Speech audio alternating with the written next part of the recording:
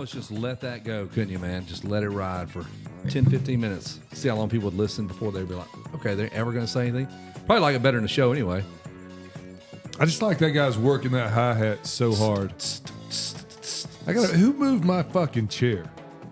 That chair was It's a moved. good start. I tell people to stay out of here. This chair, nobody I know this is your house, but nobody touches this chair. It was moved a solid 7 inches to the right. Nick's having a hard time getting settled in. Dang. He's just over there like, man, I just can't. This is the way we're going to start, huh? It gets nervous. I get nervous when somebody touches my chair. I work very hard on my chair. I work very hard on my chair. We want to talk about the issues first. You know, you get the issues out in the open, they don't seem like it's as big of a deal. That's right. Somebody moved his goddamn chair. You don't do that to Now, me, man. on to the comedy. Let's take y'all. There ain't no comedy in this deal. You No. West Texas sons of bitches. We've got some trophies you can't even see because Bobby Hewitt left some humongous ass. Like, whoever, when you win a Supercross, you better be in good shape just to hold that big ass. The like, trophies whatever. are heavy. Them What is things the they- big trophy there? Tell everybody, even though you can't see it, you'll see it. Is that a next show. 450 SX championship trophy? There's 250 SX East and West championship trophies. Wow. There is a 450 Anaheim win. What the biggest trophy is? What the 450? That's 450 Anaheim. It's Anaheim Really? too. So Just one a race, win? One one race win you- race. I is bigger. believe it says Anaheim on it. That trophy weighs 70 pounds. All right, I got to Dang. check. Yeah, double check because man, that thing is up to over your waist. It's your mid stomach or whatever. It's When you pick it up and hold it up your head like you won the championship, World Supercross Championship. a WSX, the World Supercross Championship. East, West, and then So we got an East West Championship and then an Anaheim 2 win as well. Okay, all right, cool. I'll just tell you that big one, like when I pick it up and dance around and pretend like I won the championship, I very freaking heavy. won. You better be and I in good scream, shape. I freaking won. It's heavy. It is heavy. And those dudes just holding it up, smiling. I mean, they're athletes, but if me and Nick did that, we'd not be smiling like, so much. well, he's an athlete. So if I held it up, it wouldn't be for long. It'll be like a cling and press, like Yes, it'd be just like that. Just long enough to count as a throw rep. it up Like like, a that, CrossFit. and then I would just drop it, Right. throw it on the ground. Yeah. Hey, we went today and got a starting gate. We went and stole my old motocross gate from Bremen and, got 2 sections of it so we can try to replicate it. And that was quite the ordeal. We had to go out there and it was pouring down. Like, we picked the day. We're like, hey, when I get back in town from Phoenix from the Arizona AZ Open. Open. The AZ Open. I'm going to cruise over there. We're going to grab it. It's going to be a great day. We got in the truck, met up. It worked out perfect because I already had the truck and the trailer hooked up, had to bury Ed Countryman's horse. These stories sound so fake. Miniature Had to bury it. horse. Hold up. I'm going to have to hold up on meeting you was there. it a miniature horse? The or- miniature was. horse Thank named goodness. Chippy. Chippy? How old was the horse? How long does a miniature The horse horse was, live? this one was 15 years old, and so I've buried horses that were 32 years old, and the last one that I buried was like 27. You should quit killing horses. Man, when they do me wrong, son, I'll put them down. Well, John done killed another horse. I got to go bury a horse with John. But Ed is the resident Indian of West Paulding County from Native the Hopi American. tribe. He's not, The Hopi. Hopi tribe. Hopi tribe. And Okay. he is an actual Native American Indian. More Feathers. so than what you may believe, like the way you were explaining his house and the 1,000-year-old bowls incredible. he has and all the. You got to say Native because now when you say Indian, that people think somebody Customer from service. India. You have to clarify whether you mean Yeah. They're all- indigenous Indians. You got mean it. you have to clarify whether you mean feathers or dots. Yeah, and So Ed he's never he's did feathers. customer service. No. He was always in the service industry, but not customer service. So I do see how I could have. I shouldn't have We said just don't want that. to mislead people though they don't know. They're like, that's weird. What's so special about an Indian dude? But Yeah, but he is Native American, and he has drums in his house. His family was drum makers, and so ceremonial drums was like their specialty, and the most decorative drums you've ever seen. And they're customized for the whoever was playing the drums. So if the guy liked, Barry Higgins and motocross, there'd be carvings of that, which there's not. But there, if I they bet like- there is carvings dating 1,000 years ago of Barry yeah, Higgins. Barry on a Higgins. motorcycle. He's carved in. Well, he somewhere. was in some bowls, some Pueblo bowls that were over 1,000 years old, and it. Wouldn't that it be was- wild if you put the connection there? Like you were there, like, oh my God, that is Barry Higgins. Holy 1000 shit, that's AD. buried They on the found side it of in a Pueblo dig. You know how you'd be doing Pueblo Yeah. digs? Speaking of Barry Higgins, that's who we have on the show tonight. And I'm not trying to. Barry's getting up in age, and I want to. Like, I wish I would have filmed my dad, and just sat him down and said, just let's just start talking. Get to drinking. Let's just whatever you come up with, because I missed some of those stories on it. Now, how did that story go, or what did he do? And I wanted to kind of get Barry. It would probably take 3 episodes to get through Barry's. obviously, and I know we cut jokes about him being from the Civil War and whatever, but like he's done a lot of cool shit. Well, and he was the first American to do it successfully. It's like he led the way. And I find that so hard. Like, how does he even know? Yeah, we listened to Bob Hanna negotiate his contract, and Bob Hanna's contract that he negotiated was only 10 years before Barry was the first guy to even get paid to do it. Yeah. So think Bob's about sitting that. there talking about Negotiating this. I made millions. Yeah, I'll do this and that, and I'll defer it and all the Barry's things. like, I just want $100 a month. Barry just lucky to get that anything. The first guy to get paid full time to ride a dirt bike. Yes. It's pretty how interesting. does that pathway?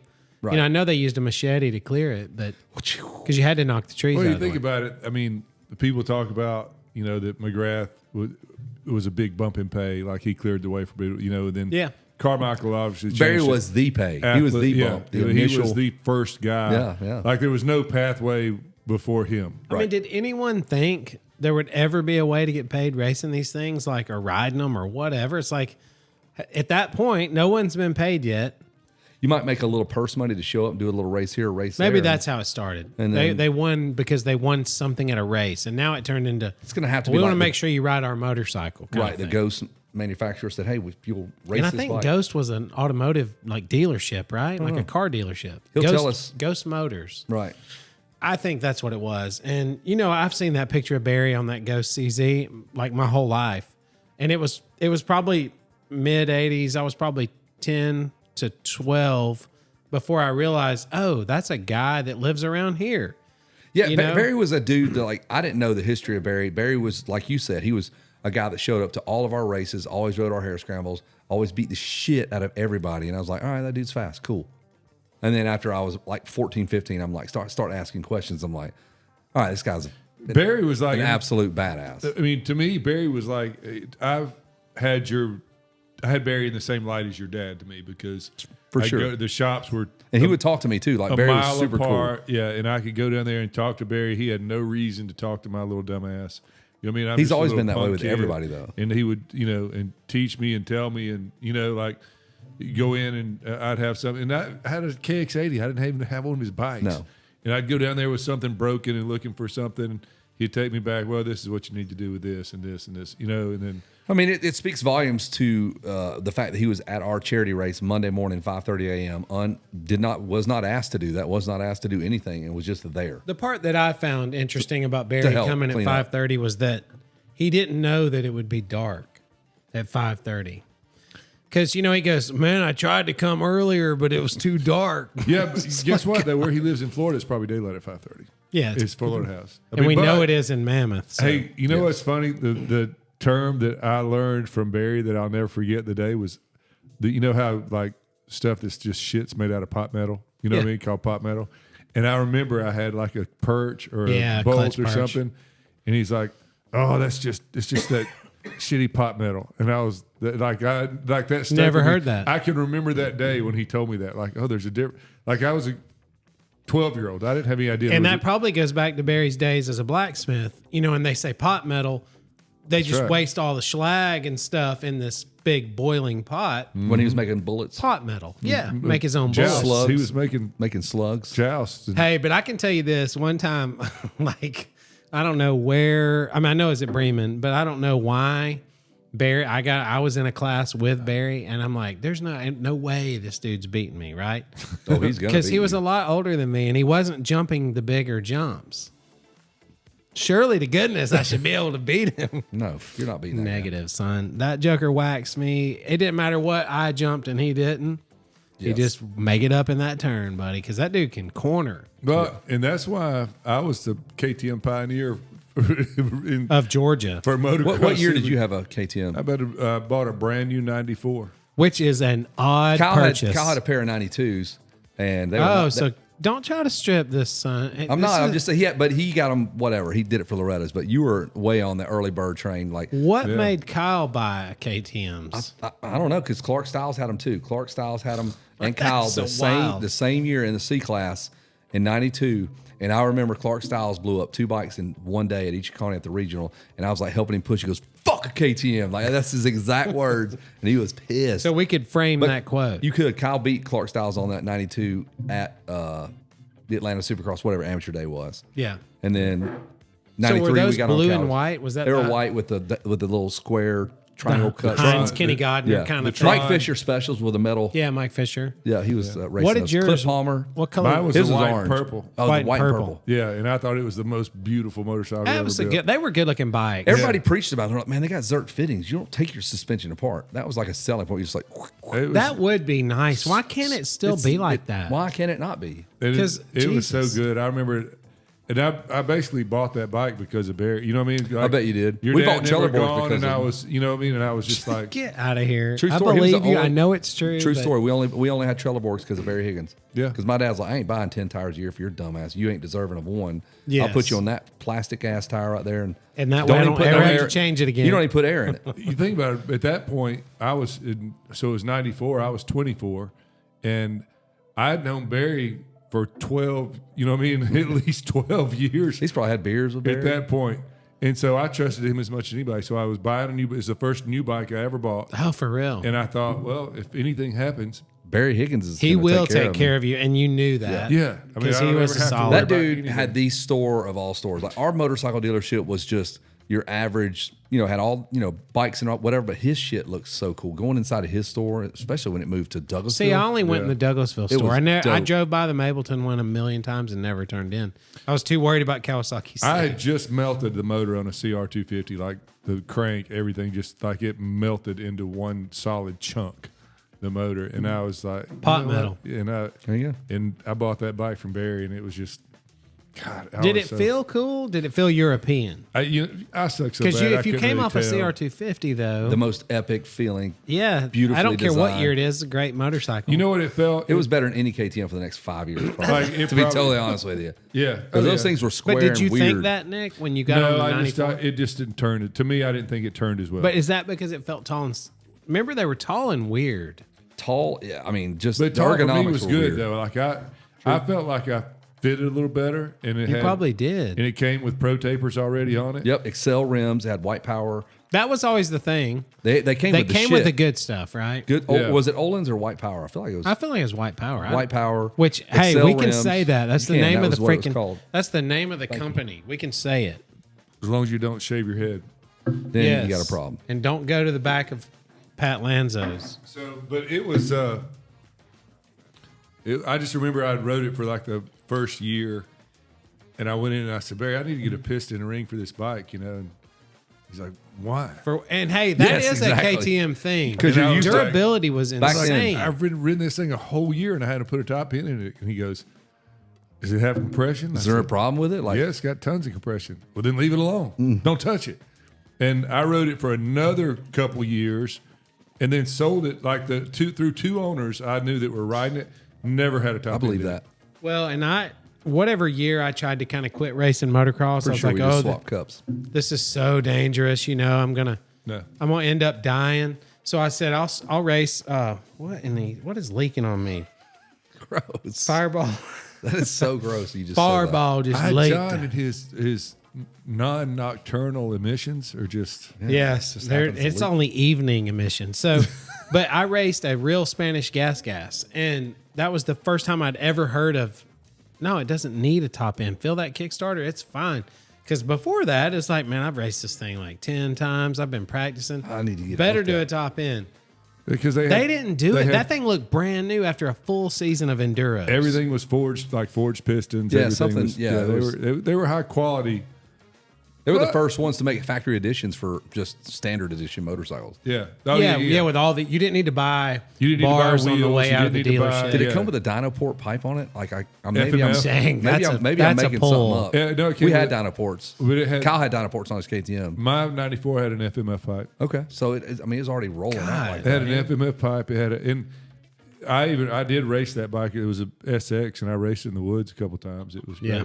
Kyle raced it a few times. Was it he raced Kyle the orange raced it one a though, bunch. right? Or did No, he it race- was, yeah, it that was white. Yeah, Remember Kyle- the butterscotch color? Kyle raced that Yes. bike at Road Atlanta. yeah. He raced that bike a lot. 96 Road Atlanta? Yeah, I think Yeah. so. And then Okay, Kevin, let's just drink it all. and so It's a shot. and I think like in That's two. 99 maybe. Did you still have the bike? 2000? Yeah.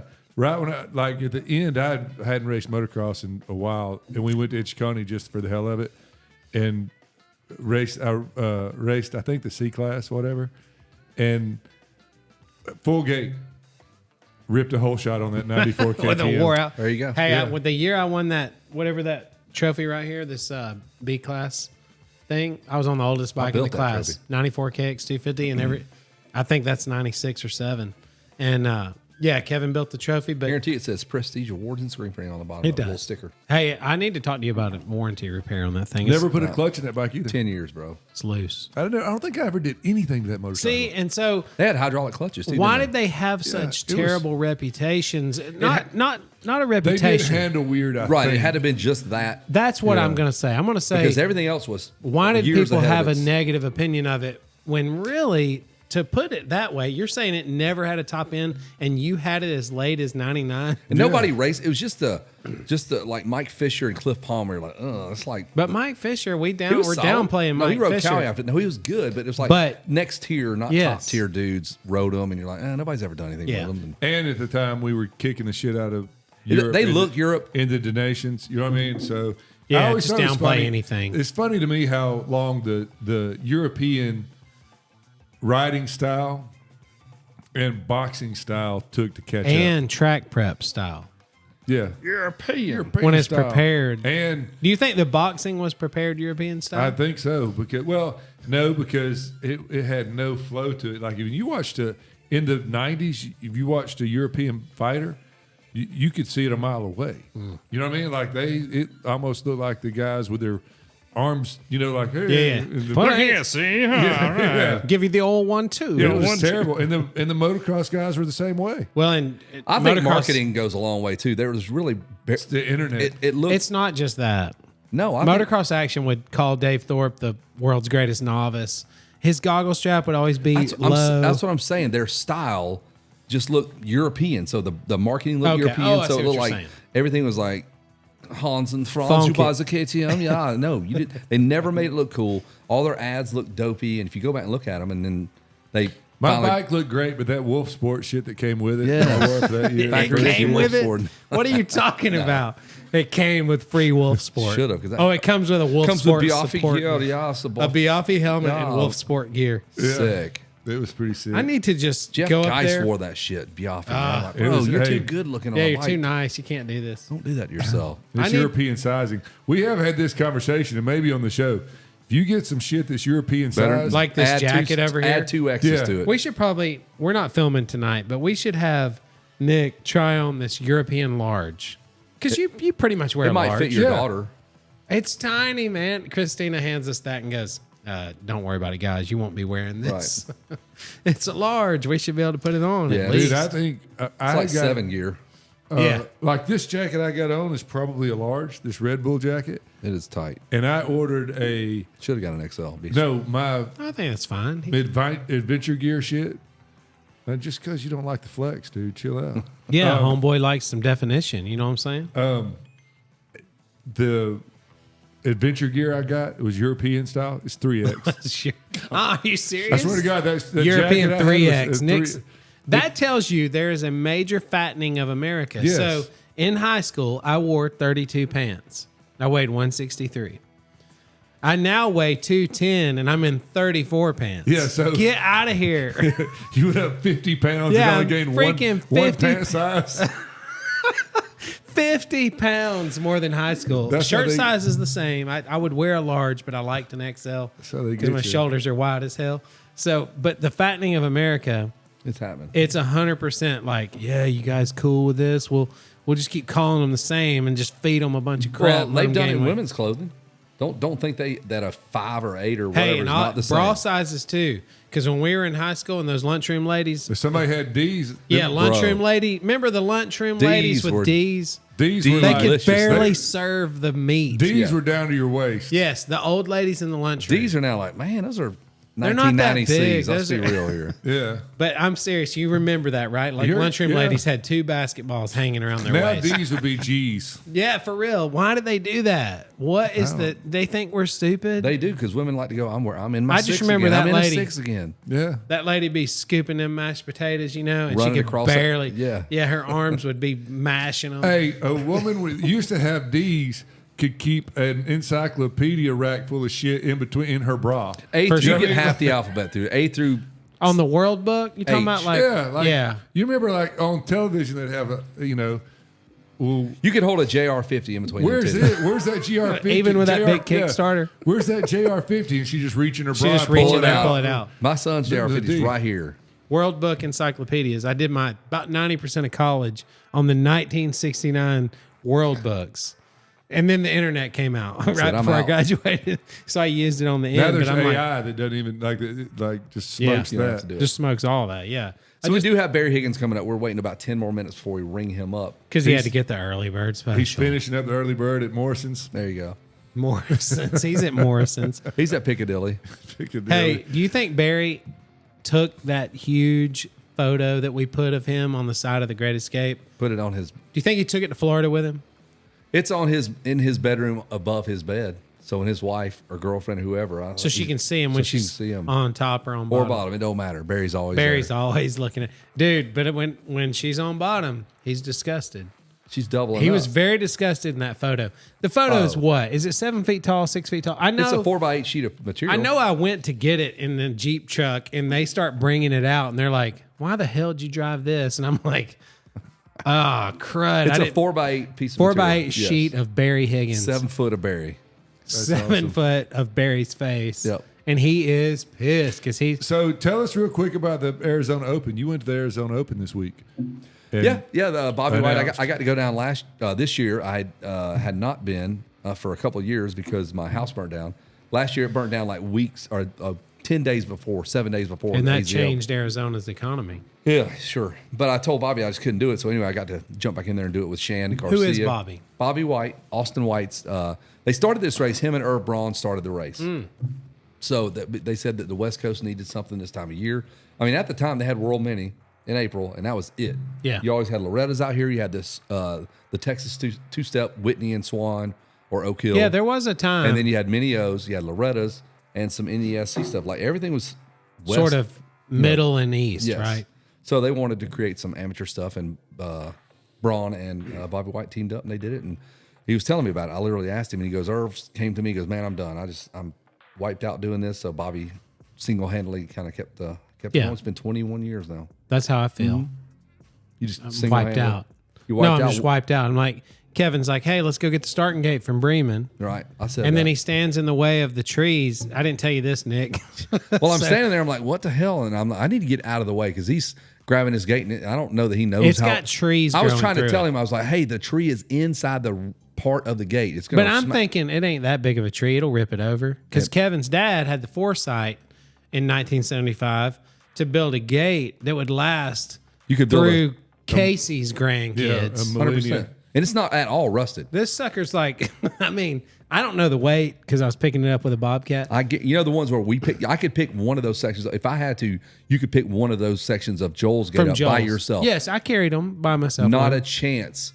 That gate, those sections weigh 400 pounds. You're not lifting it. So I just Easily. hook it with the bobcat forks and I start going and it whips this pine tree down This pine into tree is as Kevin's big face. as my arm, and it goes whoosh. And it I'm comes like, let down me and get out of the whacks way here. Kevin's face. And I'm like, in the pouring down rain. he was wearing a black jacket. It was raining. It's and fogged up. He can't see shit. I can't see anything. And then all of a sudden I see movement and I'm like, shit, Kevin's in there. He would never know if I'm dragging behind this thing. I'm like I'd be just stuck in the gate. Oh, Kevin's hooked You in the would have gate. just bury him with that like that mini horse if he just. That's right. See if I can get you over to Countryman's. He's got a beautiful place on the backside. You're not of the supposed to be pond. buried. Yeah, I'll just go ahead and bury you. So we get there and we have to pull in and back up all the way. Back If up you- a mile. A mile into my track. And if you know, well, to the top of the property and then to where we have to go is a long way. We have to back past a Chevy that's still got fog on the windows. I'm like, where is this guy at? In the rain. Some guy. This There's always dude's people milling just around. milling out there. around that place, thinking there's something there. Like they've already stole everything, bunch of bastards. So you can see where that since he and I have been there, since everybody's been there, you can see where they've knocked power poles down, trying to steal the copper. The lights have gotten stolen. Whatever. I don't give a shit.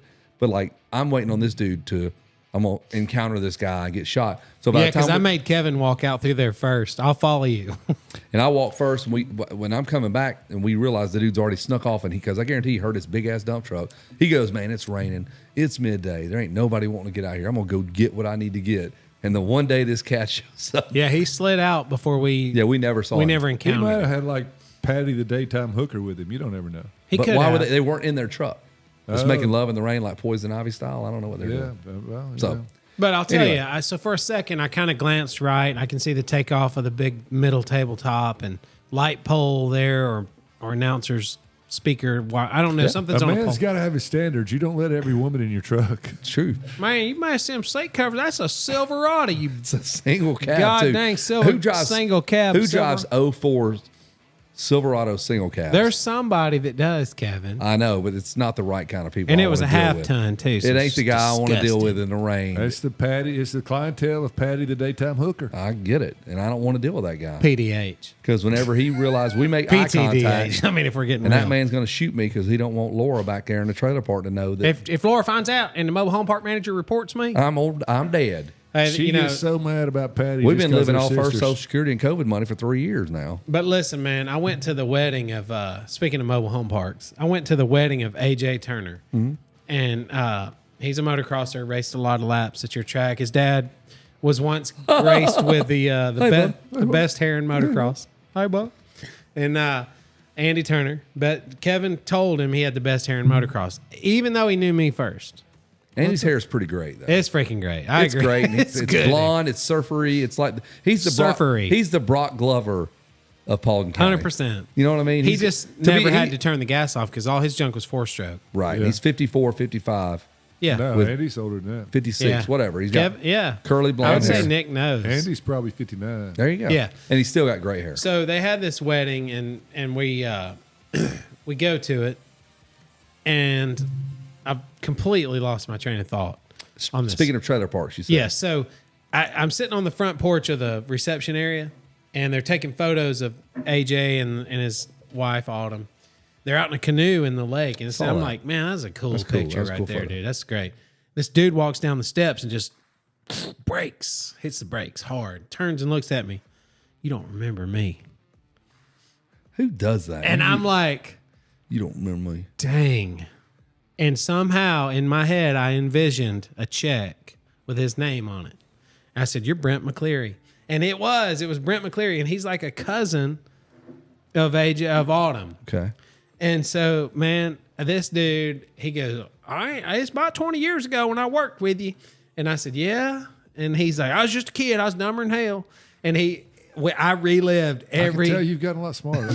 I told him every dumb thing he ever said, because that dude, you know, there's kids that come along and you don't even notice them, and then there's kids who come along who have got more personality. Brent was one of those dudes. Yes. And I said, man, you still got that F-100? He drove this F-100. He goes, I got $8,000 in that truck, and I go, you must have been able to see my face, and he goes, I mean, I know it don't look like it, but that's how much I got in that truck. The floorboard was a stop sign. Oh, know? okay. And Thrust it so, out. but he was like, by God, don't get near my truck because I got $8,000. You Scratch mean, it up. okay, let's clarify. You mean you have $8,000 In the glove that box. truck, In the glove box. or you have spent $8,000? Yeah, that's where we were at, right? Yeah, Right. 'cause We're wondering. I can believe that you have $8,000 Cash rolled up, in the truck. but not actually invested It It does into not glove the look like you quality of the spent truck. Right. $8,000 on this Right. truck. That's funny. So we had to pause there for Fireball. Yeah, sorry, we're refilling Fireball. So John's been rolling me half full, but I don't understand what's it's going on. 3/4. It's 90%. But no, so anyway, this dude, I had a 4-wheel drive military deuce and a half, a 2.5 ton, the white GMC, Cheers, my friend. and it was Suck it. it was a 6x6 or whatever they call it. Cheers, Holmes. Cheers Why to are we you. cheers and Just cheers, because, Nicholas? man. It's another good year together. Because of Brent McCleary. So this truck had the exhaust coming out of this big old diesel right by the A pillar of the windshield. And it didn't have any mufflers. It was just straight off the headers, straight up, turned up. And it says in there, wear hearing protection. And Brent, he getting that thing. And I didn't know he was 18 at the time. And he must have looked older.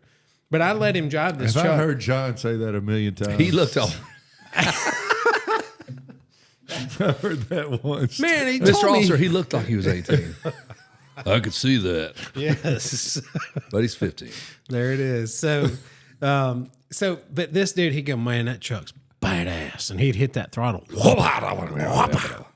loved it. And I said, Brent, it's freaking loud. It says wear hearing protection. There's earphones right there. that. Put them on. He goes, man, I ain't putting them on. I like hearing that.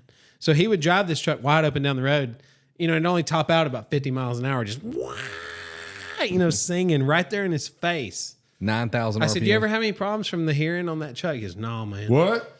So No. one time he calls in, he didn't call in. He comes in there at 8 o'clock in the morning. Hey, man, I'm going to have to come in after lunch tomorrow. And I'm like, why? He goes, well, I talked to my mobile home park manager and This is so we all the way around. full This is circle. how we got to I love this. it. I knew there'd be a. because he worked part-time for the mobile home park manager. Okay. The mobile home park manager needed him till 10 a.m. He was getting married at the courthouse at 11, and he wanted to come into work at 12. Need him till 10, get married at 11. I'll be back at 12. And I'm like, You got to like a guy that schedules things. I'm like, that. dog, what if you just don't take the day work off. tomorrow?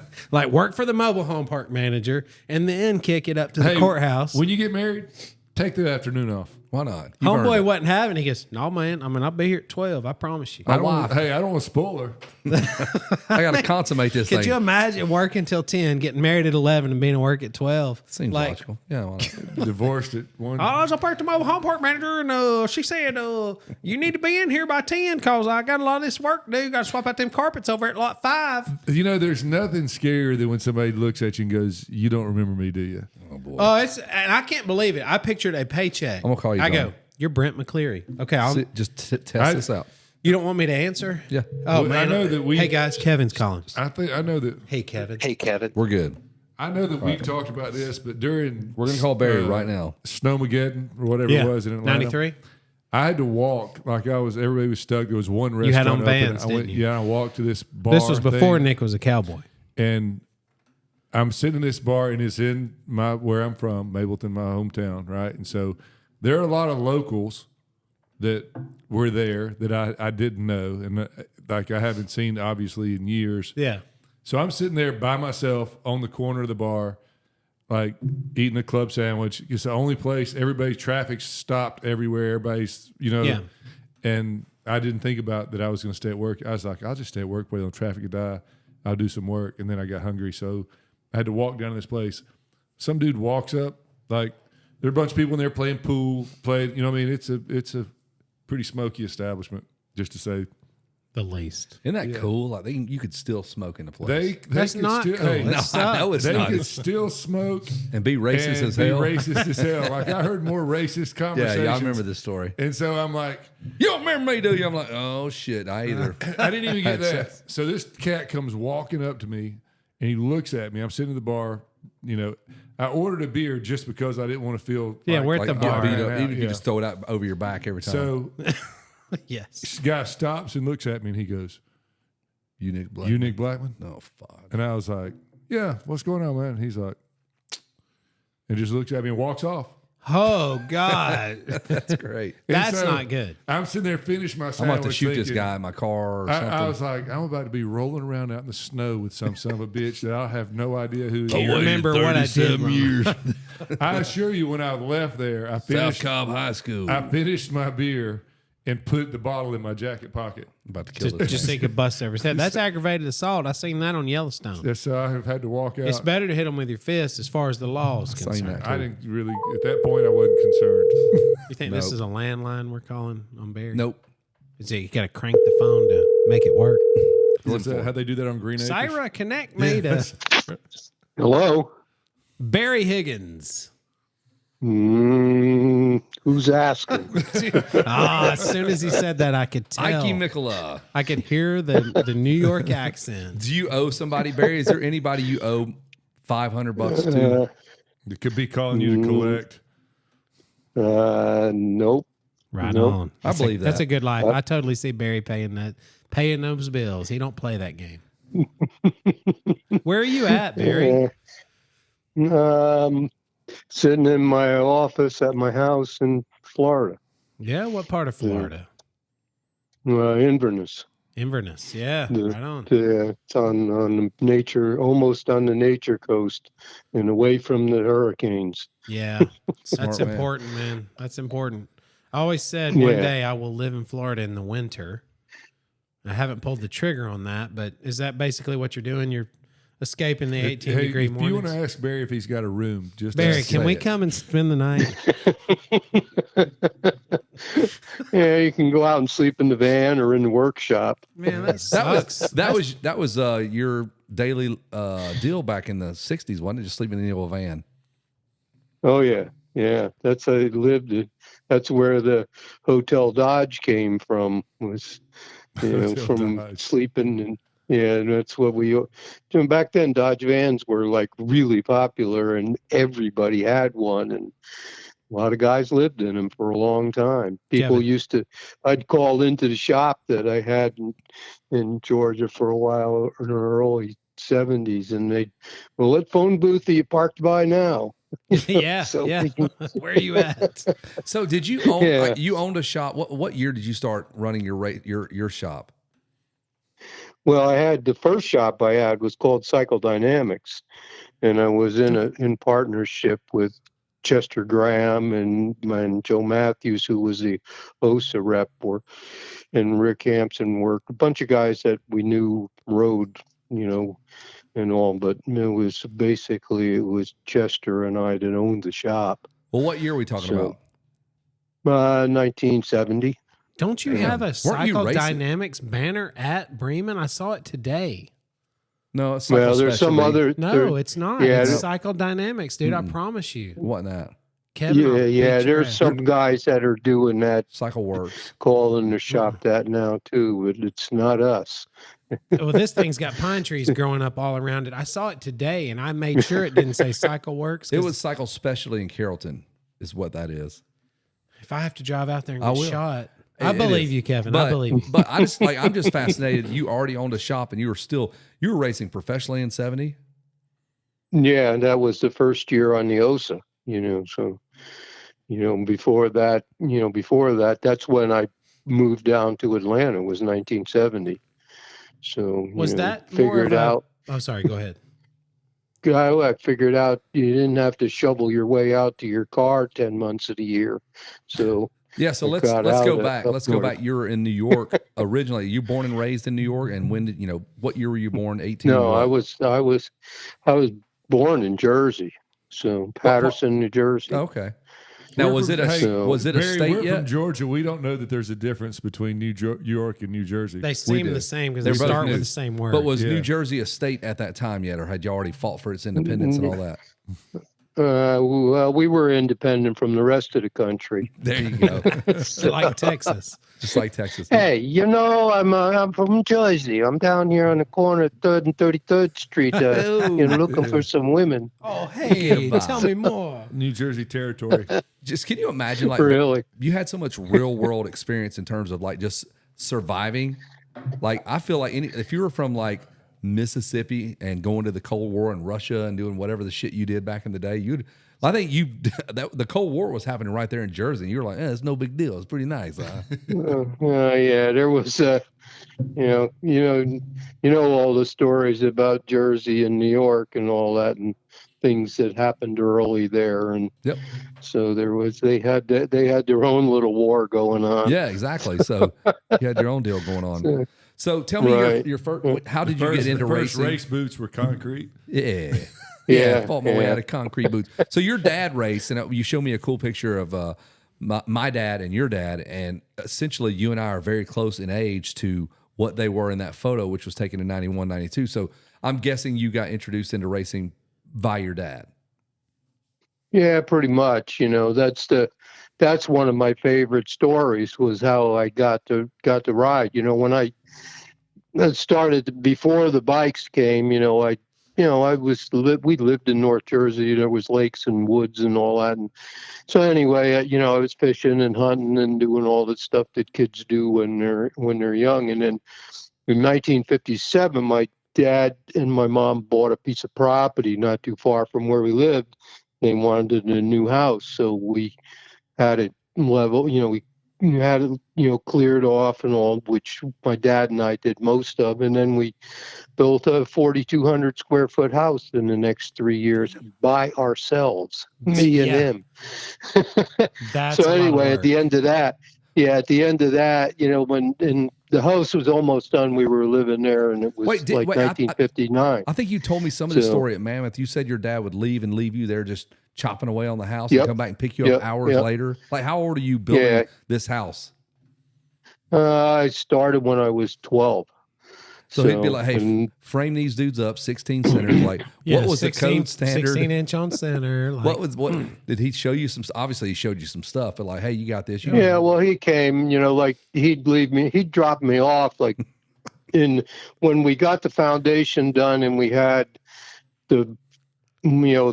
all the beams in for the thing. I spent the whole summer putting 1x6 tongue and groove flooring in across there, and he'd drop me off at 6:30 in the morning with my little black toolbox or lunchbox and tell me I'll be back at 4:30 when I get out of work, and I'd spend the whole day there doing that. And then I did a lot of stuff. I mean, by the time we finished that house, I knew how to mix and pour concrete, lay cinder blocks, do plumbing, heating, water. I mean, everything, incredible. and I wired the whole house myself.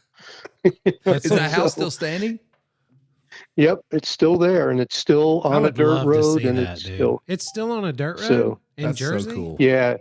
Yep. That's Yep. really cool. Yep. I'd like to see that. Was that man. knob and tube electrical? I'm guessing, right?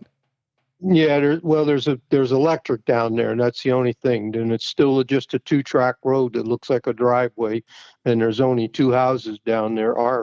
My old house and then Trowbridge is right next door, which was there when What made you say that? we bought the Property. property. So So the 4,200 square feet, like That's a big that seems house. crazy to me for whatever year you're talking about, 57 or whatever. Like that's a very ginormous ass house. Yeah, That's most big people now. had what 900 square Right. feet at those times. Right. In Georgia, they did. They didn't Yeah. have big houses. Why did you go that big? Like, what was the story there? Well, it was actually originally most of the houses up north, like the back of the house is out of the ground, and we had a full basement, and then we had the back of the house. It was an L-shaped Cape Cod house that the back between the porch was the size of like a 1-car garage, which was under the porch. But from the end of the porch to the other end of where the house, the back side of it was 72 feet. And I forget whether it was 40 or 50 feet up the side. So This is how I know Barry So- built the freaking house. Because Kevin, your first house, what was the measurement on the back side of there? Oh, it's pretty good, pretty big, pretty See, decent. like Barry knows 72 feet because Yeah, he had to 'cause he freaking nail knows. 2x4s and For stuff. days. Yeah, Yes. exactly. Mine was bigger than a bread box. yeah. Yeah, that's It all pretty divides awesome. with 8 foot. I I'm mean, sure. I don't know how did you hate that? Did you hate that your dad dropped you off? Was it hard, or did you see it as like a good thing? Oh, I love doing it. I mean, Okay. Yeah. I'd get out there and I could do that and sit there and work at my own thing and learn. I mean, that's what I said. A lot of people said, like, oh, your dad stole your childhood. I said, no, I didn't. Nah. I couldn't have got a better education He than I prepared got you. doing that. Oh, that's Yep. so cool. Yeah. All Yeah. right, I had a good idea that I didn't want to not have a job. Yeah, for sure. Well, I think you learned So- 5 trades that summer, so you fully Easily equipped. Yeah, 5 right. trades and, That's and, pretty and cool. become an expert at it, obviously. All right, so take Yeah. me through. So you built the family house. You're done with Yeah, that. we built the house. We built the house, and it was almost done in the end of or the middle of '59. So anyway, I'd been working all the time, and we were living there and doing a little here, a little there. So anyway, my dad rode motorcycles during World War II. He rode a motorcycle back and forth to work in New Jersey because he worked in a machine shop, and he got to stay rather than going overseas. So anyway, he rode the bike and he raced some cinder tracks and stuff before that. And his father had a bike, which was the one that What? he rode during World War II. So So his dad had a bike. So his dad introduced your dad into Yeah, cycling. So what year are we yeah. talking Holy about? shit! What kind of bike was that? well, the bike that when I'll start with how my dad got that bike. My dad, my dad and mom, were living in down by Patterson, New Jersey. So anyway, my dad gets a draft notice, and he worked in a machine shop. He was a gear cutter, and the machine shop made parts for PT boats and B-51 Mustangs and this and that. So anyway, my dad gets the thing. He goes. My mom and him, they sell the car. They give up the apartment they had. My mom moves in with my grandmother Higgins, and my dad goes, gets on the bus, goes down to the recruiting station, passes everything, does everything. He's on the bus to go to Fort Dix, and somebody gets on the bus, some kind of military person. They goes, Harry Higgins on this bus, and he goes, yeah, right here. They said, get off, you're not going. What? So because he was vital, huh? working. Yeah, they needed him here. So he gets off the bus and he hitchhikes back to Butler, where my grandma Higgins lived. And when my mom's doing dishes after dinner That was fast. for my grandmother and grandfather and all that, my dad comes walking up the driveway with his suitcase, and my mom's like, runs out of the house. She goes, "What the hell did you do? Did you go AWOL already?" Assuming he went AWOL. Yeah. So anyway, he went back to work, and they had sold a car and all that. My dad had my grandfather had a 1937 Indian Scout, and he gave that to my dad to ride all during World War II back and forth to work. And that's how the motorcycling started with my dad. Holy cow. So I know this is probably a crazy question, but do you know what happened to that bike? Do you know its whereabouts? no, I mean, I never, because my my dad, after World War II, he quit riding, and the family, the same thing story you get from a lot of guys. Well, I got a family, blah blah blah. And during World War II, my sister was born. My dad goes in the hospital to get her, and my mom and my sister, and they're pushing my mom out in the wheelchair. She's got my sister in her arms, and my dad's got his arm in a sling, got two black eyes, and all beat up because he had crashed the motorcycle. and, Not cool. People are going, you got the wrong person in that wheelchair. And that's the reason my mom hated motorcycles. So getting back to how I got there was my dad. At the end of the summer, when I got out of grammar school, my dad decided that I should have a bike, because we lived in the woods. We lived on a dirt road. There was millions of miles of trails up in North Jersey to ride on from way back in the 1800s, whatever. So anyway, we go down to this place called so the you Sports helped lay Spot. those out in the 1700s. That's awesome. Yeah. Go ahead. Yeah, I had a hard time remembering them already then. So, but we go down to this place in Wayne that's called the Sports Spot, which sold motorcycles and bicycles and guns and fishing equipment, everything. So that place sounds we bought amazing. Damn. Yeah, it was. I mean, it wasn't very big either. And so anyway, we go down there. My dad, we look at some bikes and this and that. We had been looking around a little for here and there, seeing bikes for sale. There wasn't nothing on Facebook? No. They were all too expensive. Okay. Stupid idiot. Yeah, because people are idiots. Everybody thought that, because the pickers didn't get it. It was no good. There you go. Anyway, go ahead. So, yeah, we ended up, he bought me this 125 BSA. So we put it in the truck and we drive home, and my mom's putting clothes out, and she's up on what would be the main floor of the house, but she's 10 or 12 feet off the ground, clothesline on the little pulleys and all. And so she looks down, she goes, "What's that in the back of the truck?" My dad's like, "Oh, it's a motorcycle." She goes, "I know that. So what's it doing in there?" And so I bought it for Barry so he can have something to do this summer, since the house is almost done. Since he built our house. Yeah, and and my mom's like, "You take that back. He's not riding no damn motorcycle, blah blah blah." And so anyway, my dad and I are taking it out of the truck, and my dad goes, "Oh, we can't do that. It's they're closed now. And it was like Saturday at lunchtime. They're not They're close. not closed. Yeah, they're gone They're busy till as they- Monday. So, so needless to say, the bike never went back. And I started riding, and then, I rode, did some, I rode that thing every day that summer. Pushed it home more than I rode it back home after, because it was a pile of junk. But Is it four-stroke? and Four-stroke 125? no, it was a little little rigid frame 2-stroke. God, Now- rigid little frame, dude. Wow. Is that where you Yeah, learn it how to was- work on it- bikes? Because I figured you ain't taking it to the shop. You and old man Harry are doing it. Yeah. Yeah, well, I did. I learned that work on the bikes, and by that time, I already knew how to drive, because we had another story guy gave us a truck, just a cab and chassis, like a 1-ton Dodge truck from 1937 or 38. And it was a pile. My dad goes, "You want to learn how to drive?" And I go, "Sure." This was like when I was still in grammar school. So he walks in, gets his little toolbox, comes out, sets it down in front of me, goes, "Go take the motor apart. The motor needs rebuild." So you can drive it if you can make it run. Yeah, if you can make it run, If you can build have our house, you can live in it. If you can build that truck motor, you can drive it. Yeah. freaking epic. Yeah. So man. we ended up, that's how I learned how to drive, was with that thing. But And build the motors. bike thing was, yeah.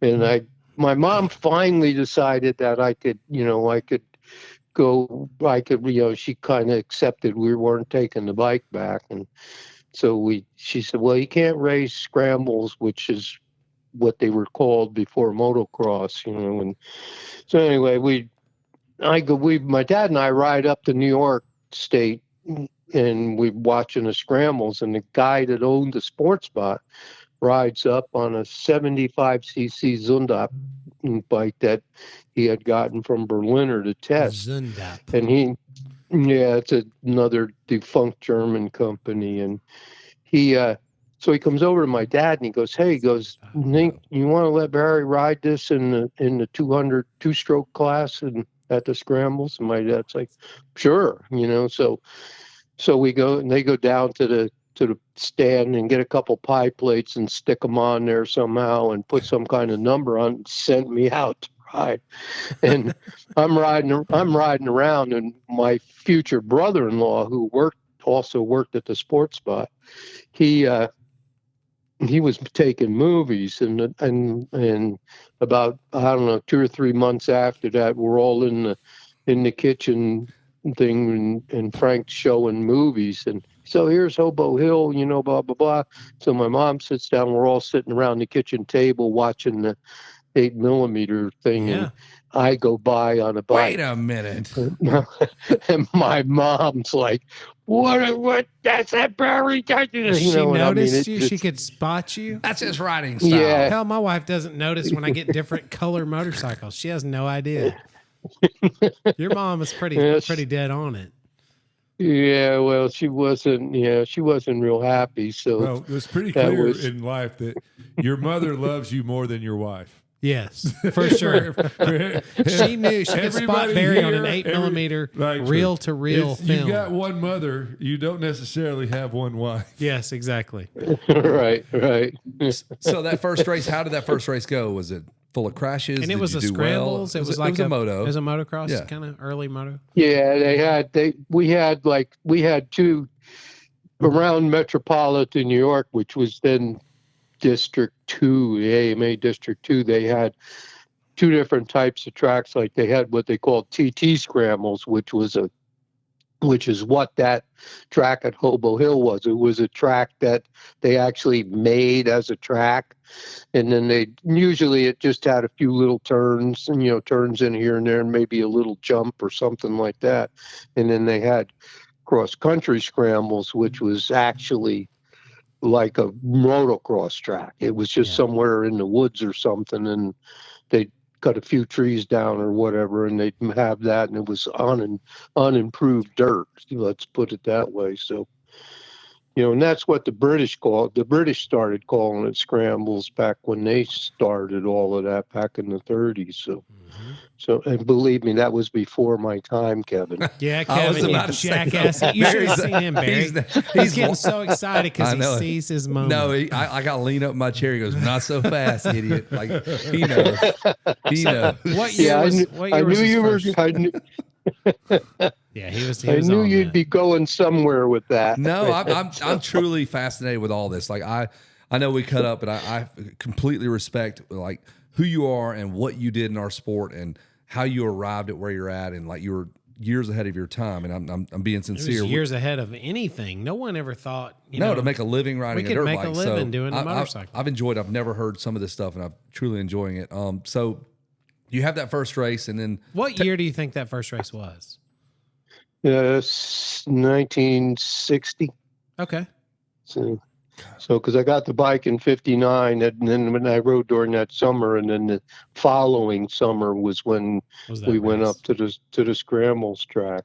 So all right. So I rode a few I rode everything. I rode the very first competition I was in was trials with that BSA. And my mom said I could do that, but because it wasn't an exhibition of speed, but Yes. she forgot to tell me that. So, Yeah. I finished that section in 1.4 minutes. well, that seems logical. right. It's only 200 feet long. That seems That's logical. That's nice and slow. So Yeah. all right, so Right, you kind of fiddle around with it, and you get into some racing, and then like where does this go, and how do you progress, and the class structure, races, where are you at? You just hanging out up in that area? well, yeah, we just for that there was lots of like New York had right around the metropolitan New York. I mean, they had Fishkill, New York. They had the Hobo Hill one. They had two tracks in Maybrook, New York, on the same property, and two different clubs ran them. Yep. And then we had Walden was a TT Scrambles, and they actually had a couple of races up in north or northwestern Jersey at an old car race track. And how they pulled that off, I don't know. But and then Pennsylvania, like eastern Pennsylvania, was loaded with tracks. A lot of those tracks still exist. Wow. Like all. And this is they didn't call it the NESC or anything like that at this point. It's your pre AMA. Oh, yeah. Right? I mean, no sanctioning. Well, no, it was you had to have an AMA card to be to race the races. And then most of the races were put on, all the races actually were put on by a club. Yep. Yeah. The motorcycle club, and they just pretty much did whatever they could and get somebody to to bring something cookout for people and stuff. So, and I mean, if you got 100 entries, man, it was a bonus day. Yeah. Big day. And I mean, they'd show up with 50,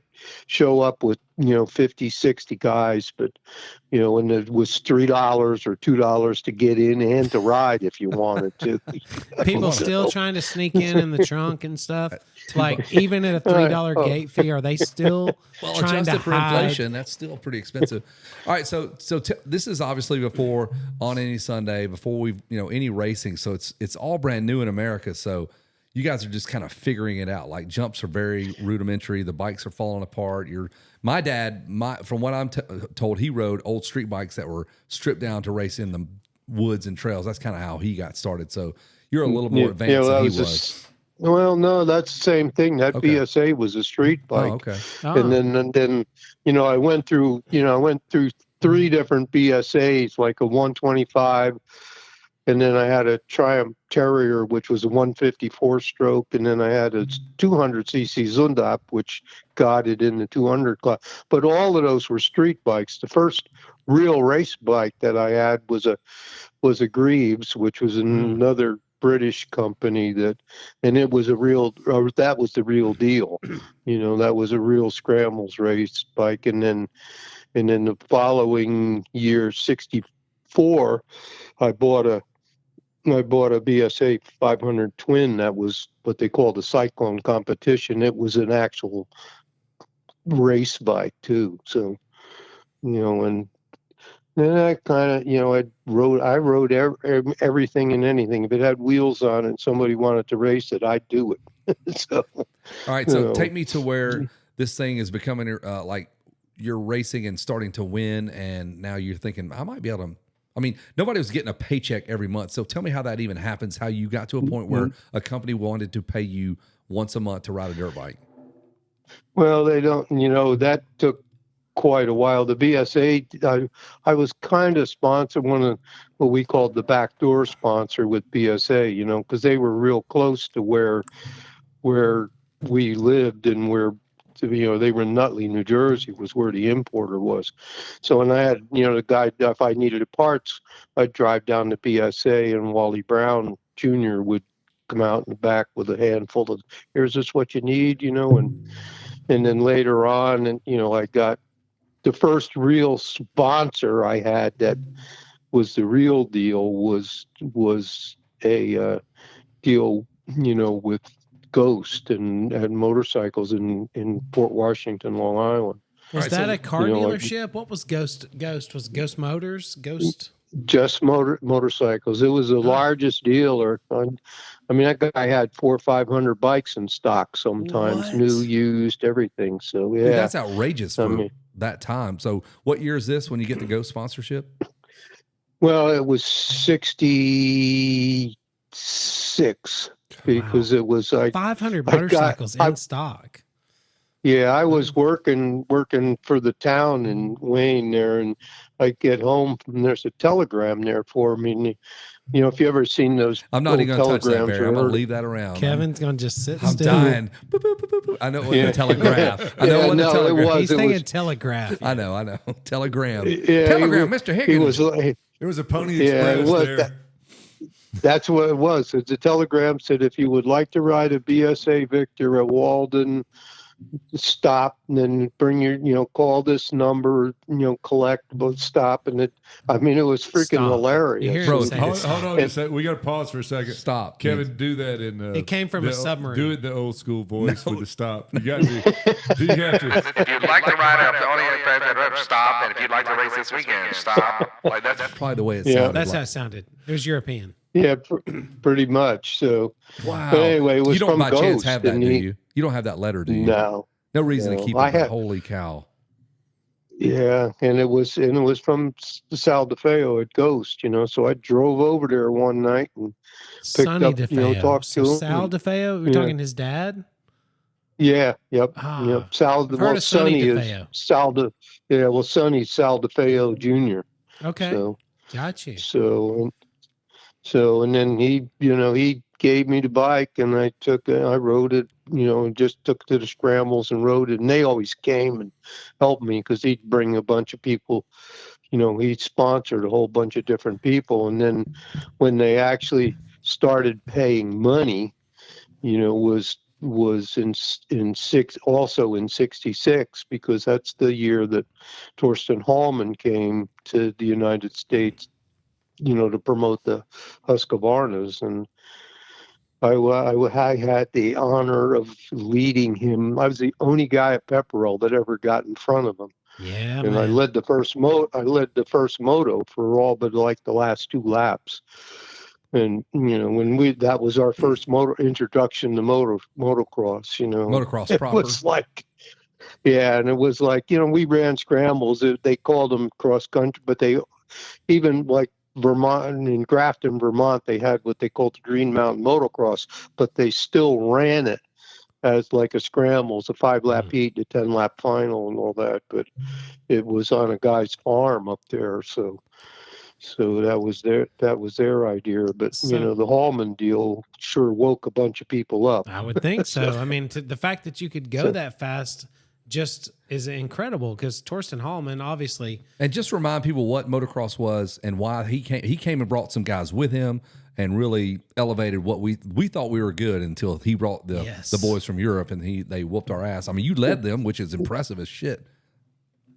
Well, that was the deal with him coming, was to introduce us. And that year, he was the only one that year. Following year in '67, a couple more guys came, and '68 more, '69, like a bunch of them came, Yeah. and it kept going, and they were paying us all, to do that, and all through that series of things from all the way up till 1970. That's where I was riding for Ghost. I rode and I got to ride motorcycles people never even heard of in this country. So, Yeah. and doing stuff, and so it was a good deal. He gave me a truck, '68 and '69. Well, before I went on the Trans Ams, he gave us a Diners Club card, which is loves you, like baby. like an American Express card. Yeah, yeah. That's so He good. gave it to Telly Savalas. Yeah, he gave me that card, and he comes over, and I was kind of helping him in the gas station putting bikes together and stuff, and so anyway, he comes over, he goes, hey, you got a passport? I go, no. And he said, well, you know where your birth certificate is? And this is like 10 o'clock in the morning. I go, yeah, it's at my house, my mom's house in New Jersey. So go get it. He said, and go to the Port Authority and get a passport. You're going to Italy tonight. And I was shit. like, what? How old are you? So- and what year is this again? It's 67. 67 or 67. I don't want to bypass And the so- fact that like Torsten Hallman came over and they did this. They're like, oh yeah, we're taking motocross to the United States, and then they're Yeah. like, they're This local and kid. Barry's totally bypassing this. That they're like, holy shit! Like Torsten Hallman was back. He's a there world running, champ at that holy- point. yeah, I mean, he's that's the like, only reason they would send him. I just got led 8 laps by a kid I never heard of. That is impressive. Yeah, well, getting back to the Torsten Hallman thing I was taught, for some reason, I was in the showroom at Ghost, and Dick Betancourt called, who was a big dealer You've up heard of in Betancourt. Carl Massachusetts. Betancourt, Yeah. Yep. And so anyway, I'm talking to him, and he goes, that Hallman came and he won everything out west, which was like a bunch of like cross country race, like desert races and things like that, and some TT races and all. And I said to Dick, I because I was pretty much winning everything around New England, and so Hallman shows up, and like I said, he rode the 250 in the 500 class and won all 3 motos, and he won all 3 in the 250 class, and I was second in all 3 of them. And I thought, when I was talking to Dick, I go, just wait till he gets here. We got this handled, man. It's no problem. Yeah, right. We got this handled. So, and to beating my own chest here, about 2 years, I think it was 68. It was either 67 or 8. He was back with all the Husky when they started bringing all the guys back, and he ended up dislocating his shoulder at Pepperell, I think. Yeah. So anyway, he's off, and somebody interviewed him at the race in New Philadelphia and go, well, what do you think about the American riders? And he goes, they're all too old, too fat, and too out of shape, and blah, blah, blah. There's only 2 riders here in the States that have any talent, and it was me and one of the guys from California. That was a desert race. And I was like, hey, that's okay with me. Were you a little starstruck that he said that? Like, I don't know what your perception of Sounds like it. Torsten Hallman was, but were you was that a little bit amazing? Yeah, I didn't even know that at the time until I had gotten back from the series, and somebody showed me I still have that article from Cycle News too, Super that cool. where he said that, and I was like, I didn't even know it because I was busy racing and Building driving bikes and Well, it's not yeah, like you had the internet to find the like. Yeah, what there's what no did way he to say on look Instagram? No, He tagged me in no. this post. It's bullshit. Yeah. So He didn't. Yeah. you're getting your whatever to go overseas, Yeah, you get your passport. your passport. So The same day, by the way. same day. Like, good luck with that right now. Yeah. So how does that work? Yeah. And where are you going? Why are you going? Yeah, where are you headed with this passport? Well, I went, got my thing. I drove down to Port Authority, got my thing, went to Joe Annunziata's apartment, which is where I was staying at the time. Grabbed some, some clothes, and I didn't even have a suitcase. I had nothing. Got So your I took Ojo his bag. Used a girlfriend's Kroger bag. makeup case, Oh, and got on the plane. And the lady says, "You got anything to check?" And I said, "Well, this." She looks at me, goes, "Where's the rest of us?" That's it. That's all I got. That's My all I makeup. need. And so, But where were you and I headed? got Like, on the- what city you headed to? He didn't know. I flew in. I Italy. flew into Naples, Italy, and they were supposed to be there to pick me up. Sonny and his grandfather were already over there already. So, and they were supposed to pick me up. So I'm sitting in front of the airport You for call like them on your cell 30 or phone. 45 minutes, going, "Oh boy." What the hell? So tell me, how's Yeah. that work? So you get to the airport, they're like, he's going to be in a blue, what the hell ever car. Like, what did you Citroen. know? Right? Dude, we Whatever. used to not know everything. I Back know then, that- we would just deal with the It's so crazy not that knowing. we don't even thinking about this. Just look And, for a hey, guy looking like a berry. Like, what? and all I'm thinking about He looking like a berry we're from gonna America. we're gonna put you on this piece of shit 1968 airplane. Yeah, so We're gonna you're gonna fly you over across there. the ocean. And decent Just people never see a berry, so you feel look for a man looking like look a for berry. the guy that you've never seen. He looking before. like a berry. When you get on a plane in '68 to cross the ocean, you're like, "Good luck." Yeah. I mean, if Yeah, you, I think I'm like 18. Were you scared, Barry? so- Was it 18. like? Were you a little nervous about this? No, I was just, I was just there going, now what do I do? Like I said, finally I found, I Motherfucker went built a back in house, the dude. airport, I know. found somebody that said, spoke English, and we called the shop, collect. I said, "Hey, It's a berry. I It's said, over here, berry. Yeah, yeah. Sonny's not here, and Grandpa, he's not here. So now what do I do? He said, "I'll just stay there. They'll be there to pick you up. Don't worry." So about an hour and a half later, they showed up. And if you ever drove in Italy, you know why it took them an hour and a half late to get there. So, so This but is like- it was in that. We take for granted, like we know everything now. Everything. We Yeah. know when your plane's gonna land. We know it. Like there were so many things that could have gone wrong.